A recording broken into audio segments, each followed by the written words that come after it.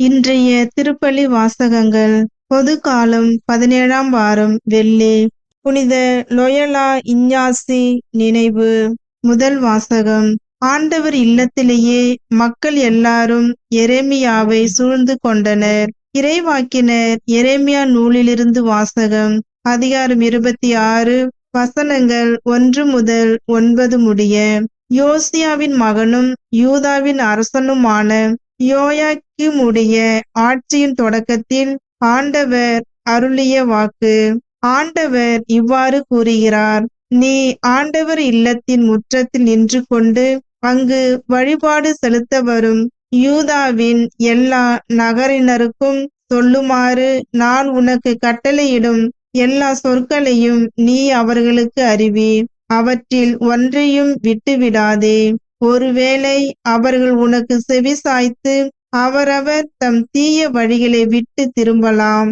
அப்பொழுது அவர்களுடைய தீ செயல்களை முன்னிட்டு அவர்களுக்கு நான் அளிக்க எண்ணியுள்ள தண்டனையை பற்றி என் மனதை மாற்றிக்கொள்வேன்.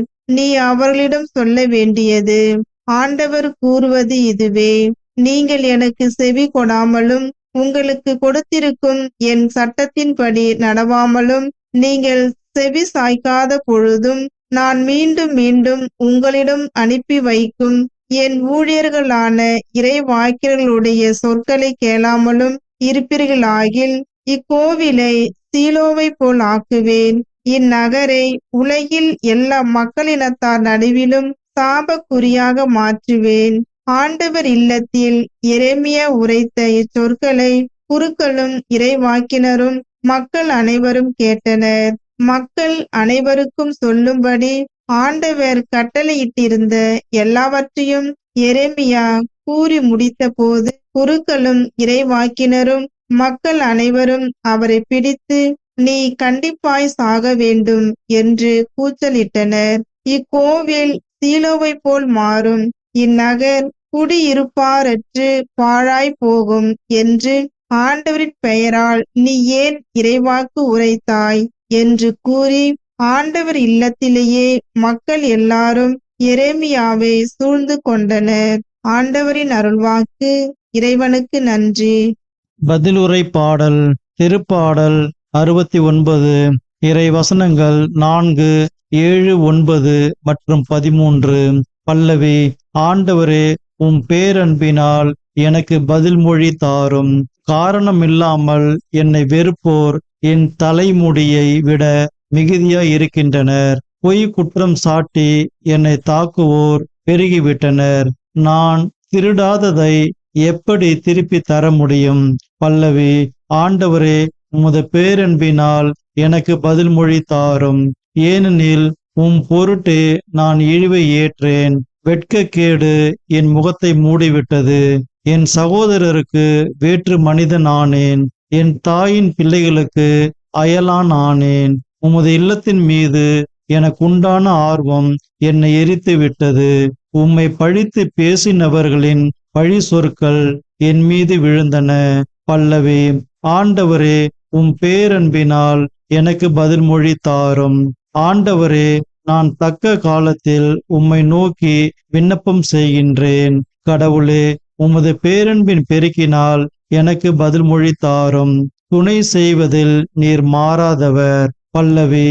ஆண்டவரே, உம் பேரன்பினால் எனக்கு பதில் மொழி தாரும். நற்செய்திக்கு முன் வாழ்த்தொலி. அல்லேலுயா, அல்லேலுயா. நம் ஆண்டவரின் வார்த்தையோ என்றென்றும் நிலைத்திருக்கும். இவ்வார்த்தையே உங்களுக்கு அறிவிக்கப்பட்ட நற்செய்தி. அல்லேலுயா, அல்லேலுயா.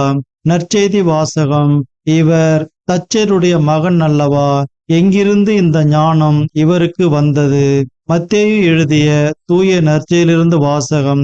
அதிகாரம் 13. இறை வசனங்கள் 54 முதல் 58 முடிய. அக்காலத்தில் இயேசு தமது சொந்த ஊருக்கு வந்து அங்குள்ள தொழுகை கூடத்தில் அவர்களுக்கு கற்பித்தார். அதை கேட்டவர்கள் வியப்பில் ஆழ்ந்தார்கள். அவர்கள், எங்கிருந்து இந்த ஞானம் இவருக்கு வந்தது? எப்படி இந்த வல்ல செயல்களை செய்கிறார்? இவர் தச்சருடைய மகன் அல்லவா? இவருடைய தாய் மரியா என்பவர்தானே? யாக்கோபு, யோசேப்பு, சீமோன் யூதா ஆகியோர் இவருடைய சகோதரர் அல்லவா? இவர் சகோதரிகள் எல்லாரும் நம்மோடு இருக்கிறார்கள் அல்லவா? பின் இவருக்கு இவையெல்லாம் எங்கிருந்து வந்தன என்றார்கள். இவ்வாறு அவரை ஏற்றுக்கொள்ள அவர்கள் தயங்கினார்கள். இயேசு அவர்களிடம், தம் சொந்த ஊரிலும் வீட்டிலும் தவிர மற்றெங்கும் இறைவாக்கினர் மதிப்பு பெறுவர் என்றார். அவர்களுக்கு நம்பிக்கை இல்லாததால் அவர் அங்கு பல வல்ல செயல்களை செய்யவில்லை. ஆண்டவரின் அருள்வாக்கு. கிறிஸ்துவே உமக்கு புகழ்.